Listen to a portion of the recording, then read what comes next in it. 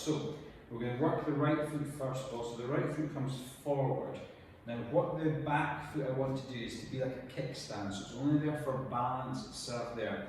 Keep the stance leg, in this case the right leg, still or straight, and I want you to find the weight being on the heel itself.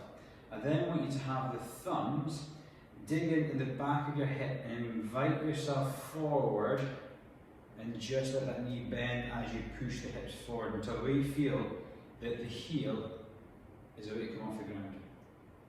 So again, push the hips forward and then back out. You might feel a sensation down the back of the calf as you do this. You might find, if you're doing it right, a slight deviation in towards the big toe. So as we come back, the weight's in the heel, maybe we're in zone at the back of the heel, and as we come forward, we might be on the big toe itself. So we've got 2 minutes here, up, over, and back down. Push the hips up and over, so we're not just lunging forward with the knee, we're coming up and over, we're stacking the body over that foot. And at any time when you're fully loaded, you should still be able to lift the toes off the ground rather than really gripping into them themselves. So I'm just going to explore this movement here.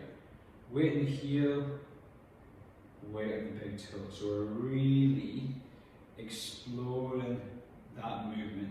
And it all comes from the hips coming forward and then the knees bend. So we're going to really try and focus on that movement there. If you're thinking the knees must go over the second toe, allow it to deviate to where it wants to go. So don't worry about where it goes, just let it go to where it wants to.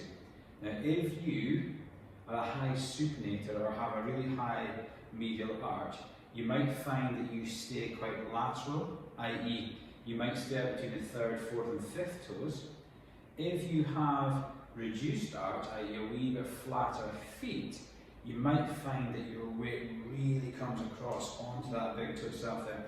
What we can do is try and experience where you go, but at the same time I want you to control it with the hips coming over the foot, rather than just allowing the foot to collapse into where it feels it needs to go. So super, super slow, hips high, use the thumbs to guide you forward, and the back leg itself should be able to come off the ground at any time. It's just there for balance, to allow us to explore this range of motion. 10 seconds, we're going to switch over to our opposite foot. In 5, 4, 3, 2, 1, switch over. We're going to work the left foot now. Right foot is a kickstand. We're going to do the exact same things. Hands on the hips, weight on the heel, straight leg, push the hips forward, allow the knee to bend. If you find your stance too wide or too far apart, change the depth. So weight on the outside heel, weight comes forward to the big toe. Up and over with the hip. And you'll see as I drift, my left arm comes forward, my right arm goes slightly back. So I do have a rotation to that big toe itself. Now it should just be minimal. We're not trying to force it. It'll go where it wants to go. But the key thing is lift the hip up, over, then bend the knee to allow that supination and pronation movement. So supination here, big toes still down, weights on the heel, arch should be its highest.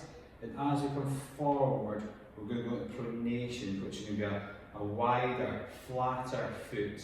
And what we're doing is when we come back here, the joints at the top of the foot are going to be open, the joints at the bottom of the foot are going to be closed.